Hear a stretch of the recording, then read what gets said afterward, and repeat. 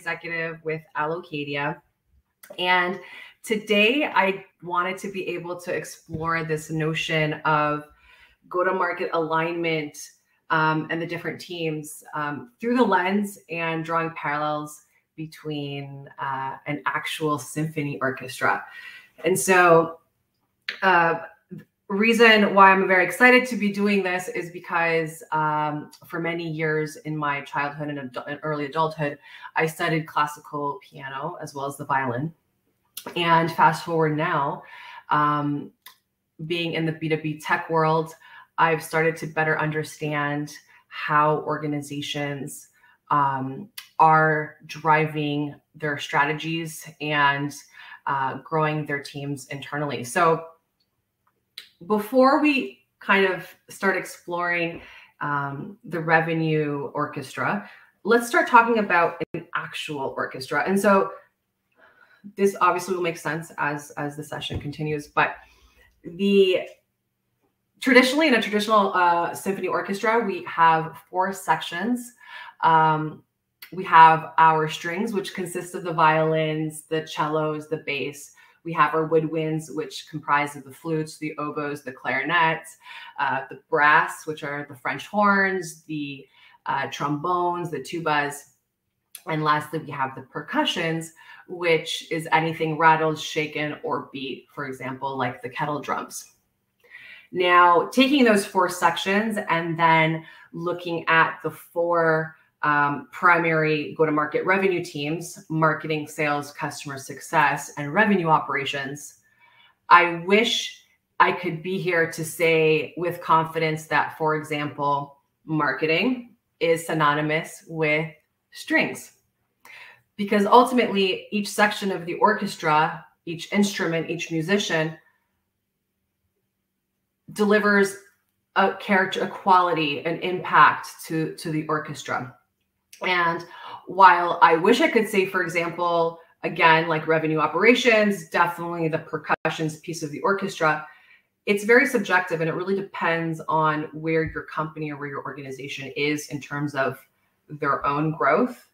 And, you know, if you're earlier stage, you might have a few teams playing multiple instruments. And so for me, coming from the sales side of the house, I've always been very interested in what I can do in my capacity, playing my instrument, where I can come and be able to play more in unison and more in concert with the rest of the sections, marketing, customer success, revenue operations, for example.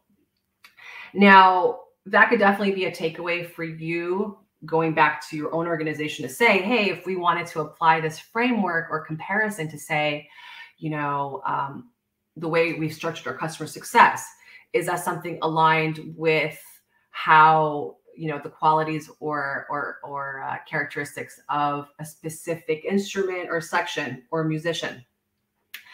Now, the 2 critical elements, regardless of the types of teams you have in place, are this, number 1, this concept of the conductor. So the conductor, right, is the person who leads the orchestra.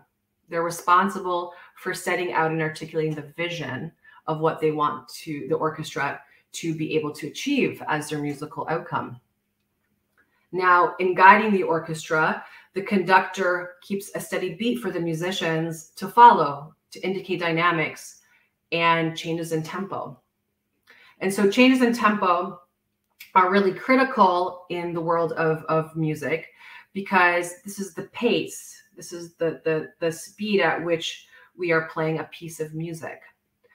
And so if we are to compare that to a modern day, you know, B2B company, for example, that conductor could be anyone, mostly synonymous with a CEO, for example. They're responsible for building the mission, the vision, and aligning and in concert with other executives, really being responsible for revenue growth, brand, and most importantly, building and maintaining a healthy and successful organization. Now, the tempo is really critical here. And I'll draw a parallel. So studying music, I always had a metronome on my piano. And so understanding that in music, beats per minute is what really drives the piece and the dynamics of the music. A really big thing for me as a child learning music was that I had to be able to go slow in order to go fast. And so I would be really excited to be able to learn a new piece of music. And I'd shift through the pages, looking at the different sections and the different cadences. And my first inclination would be, let's try it first. So I would go fast, obviously didn't know the music, stumble, get frustrated. And so it was really critical to be able to dissect the music into smaller pieces where I could then take each piece, practice, rehearse, iterate. And very much like organizations operate from a go-to-market perspective, is that if they do go too fast, that's not always a good thing. And so looking at, for example, almost that look before you leap quote, making sure that your teams are building out a clear strategy, a plan, a goal that is then can be cascaded down to all of your different go-to-market teams. So again, the conductor being primarily responsible for the tempo, and again, the message, the feeling, the sentiment that they're trying to convey through their music. The most critical element, I feel, if we're talking about a business, an organization, or an orchestra, is the audience, right? So if you've ever gone to see a live performance, depending on where you're sitting, you have different visibility, different angles. You'll be able to see certain sections of the orchestra, but mostly you'll most likely be able to see the conductor with their back towards the audience, facing the orchestra. And a lot of the times, while someone like even myself, who doesn't know enough about the world of the conductor or the responsibilities, I might question, say, you know, what are those gestures and why are they, you know, moving their hands this way?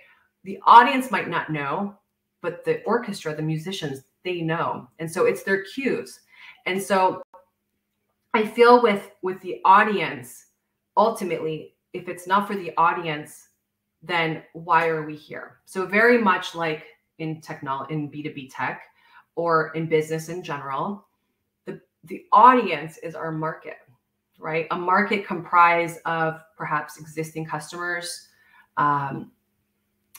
prospects, organizations, future customers, partners, right? Partners and other organizations that we're aligned with that support and encourage our mission and vision.